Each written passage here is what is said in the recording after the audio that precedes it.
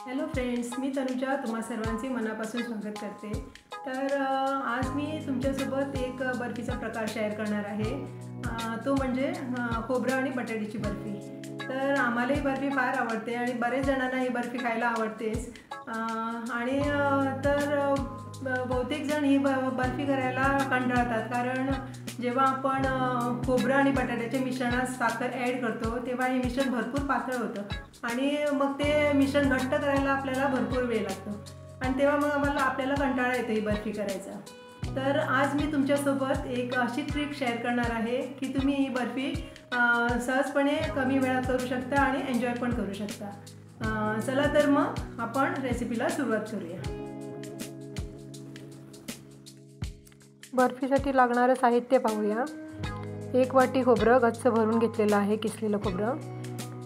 1 वाटी बटाटा उकडून घेतलेला आहे किसून।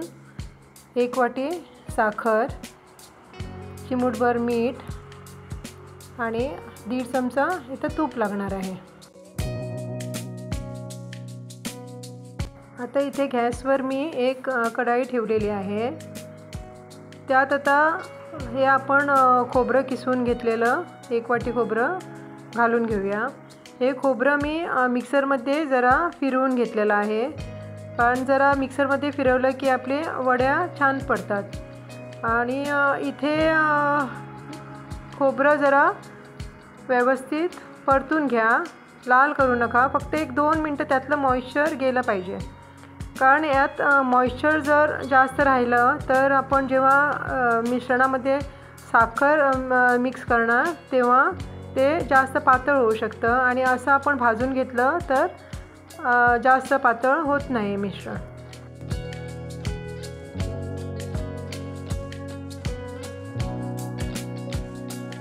आता इथे माझं खोबरं परतून झालेलं आहे, मी जास्त लाल केलेलं नाही खोबरं।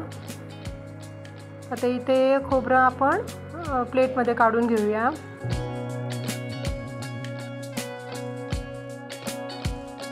आता त्याच कढईत मी 1.5 चमचा तूप घालून घेतलेलं आहे। आता हे तूप जरा गरम झाल्यावर मग आपण जो बटाटा किसून घेतलेला आहे तो बटाटा आपण त्यात घालून घेऊया आणि हा बटाटा आता चांगला परतून घ्यायला पाहिजे। यातलं पण सगळं मॉइश्चर गेलं पाहिजे, म्हणजे आपल्याला पुढची प्रोसेस करायला चांगलं पडतं।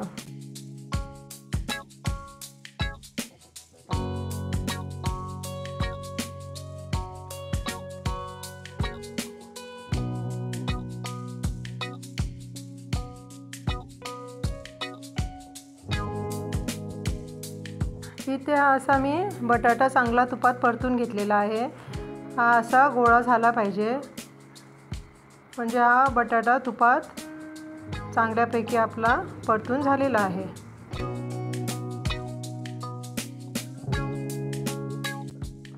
इथे आपला बटाटा परतून झालेला आहे आणि आता त्यात आपण हे खोबरं मिक्स करूया।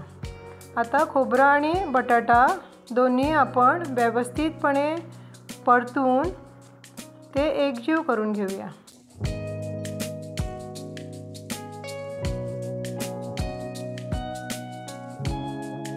आता खोबरं आणि बटाटा मी छानपैकी परतून घेतलेलं आहे। आता हे किती ड्राय झालेलं आहे आपलं मिश्रण। आता या मिश्रणात आपण ही साखर घालून घेऊया। आता साखर घातल्यावर हे मिश्रण आपण व्यवस्थित हलवत राहायला पाहिजे, नाहीतर हे खाली लागण्याची शक्यता असते। तर 1 चिमूटभर मी मीठ घालून घेतलेलं आहे। हे मिश्रण आता आपण व्यवस्थित परतून घेऊया।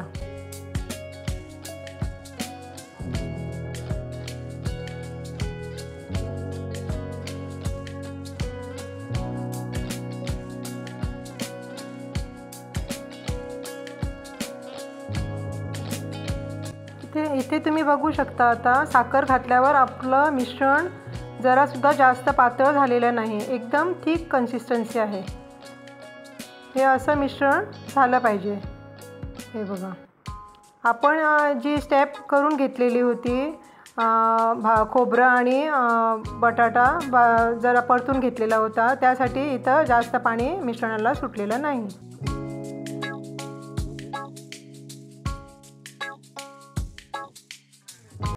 आता हे मिश्रण हळूहळू घट्ट होत आलेलं आहे. हे बाजूला आता कढईला पांढरं झालेलं आहे, म्हणजे आपलं आता हे मिश्रण होत आलेलं आहे. आता असा गोळा कढईपासून वेगळा होत आहे, तेव्हा समजायचं की आपलं मिश्रण हे व्यवस्थित शिजलेलं आहे. इथे आता एक प्लेटला मी तूप लावून घेतलेलं आहे, त्यात आपण हा गोळा काढून घेऊया. इथे मी वाटीला तूप लावून घेतलेलं आहे आणि मी एकसारखं आता हे सगळं मिश्रण व्यवस्थित ताटावर पसरून घेतलेलं आहे. हे असं व्यवस्थित पसरून घ्या, म्हणजे आपल्या वड्या छान पडतात. मी इथे मिश्रण वाटीने ताटावर छानपैकी पसरवून घेतलेलं आहे. वाटीला पण मिश्रण लागलेलं नाही आणि कढईला पण मिश्रण लागलेलं नाही. आता चाकूने मी लगेच ह्या वड्या कट करून घेणार आहे, कारण मग घट्ट झाल्यावर आपल्याला वड्या बरोबर कट करता येणार नाही. आता मी अशा या चौकोनी वड्या पाडून घेतलेल्या आहेत. तुम्हाला पाहिजे त्या आकाराच्या वड्या इथे करून घेऊ शकता.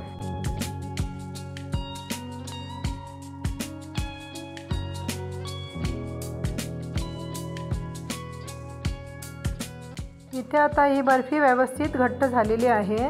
आता आपण आधी चाकूने कट करून घेतलेल्या त्याच ठिकाणी आता परत आम्ही कट करून घेऊया आणि व्यवस्थित ह्याच्या वड्या काढून घेऊया.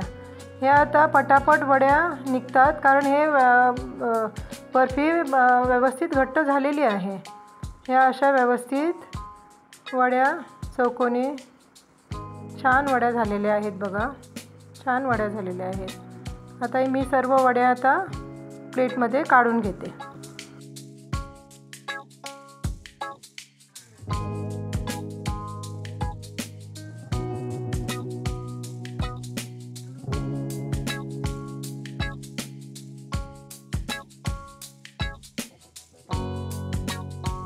इथे मला बर्फी घट्ट व्हायला अर्धा ताससुद्धा लागलेला नाही, कारण आपलं प्रमाण व्यवस्थित होतं आणि आपण व्यवस्थित हे मिश्रण शिजवून घेतलेलं होतं. त्यासाठी आमच्या ह्या वड्यासुद्धा लवकर घट्ट झाल्या आणि व्यवस्थित आपल्याला हे तुकडे पाडता आले.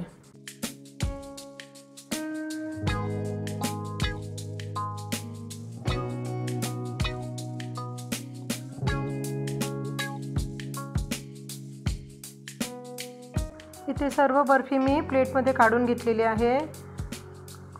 या छान बर्फ्या माझ्या झालेल्या आहेत. मी तोडून दाखवते तुम्हाला एक बर्फी. आतमध्ये सुद्धा छान झालेली आहे बर्फी. माझी ती बर्फी तयार आहे आता करून. मी तुम्हाला एक खाऊन दाखवते आता बर्फी.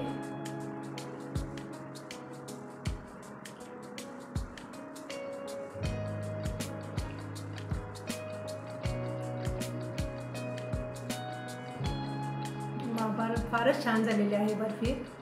आणि तुम्ही ही बर्फी करून बघू शकता. आणि मी जी तुम्हाला ट्रिक सांगितलेली आहे ती ट्रिक वापरून तुम्ही ही बर्फी करून बघा. तुम्हाला नक्कीच आवडेल आणि तुमचा वेळ पण तुम्हाला कमी लागणार. तर आजची रेसिपी तुम्हाला कशी वाटली हे कमेंट करून नक्कीच कळवा. आणि लाईक, शेअर, सबस्क्राईब करायला विसरू नका. तर परत भेटूया आपल्या पुढच्या व्हिडिओमध्ये. तोपर्यंत मस्त खा, स्वस्थ राहा. धन्यवाद.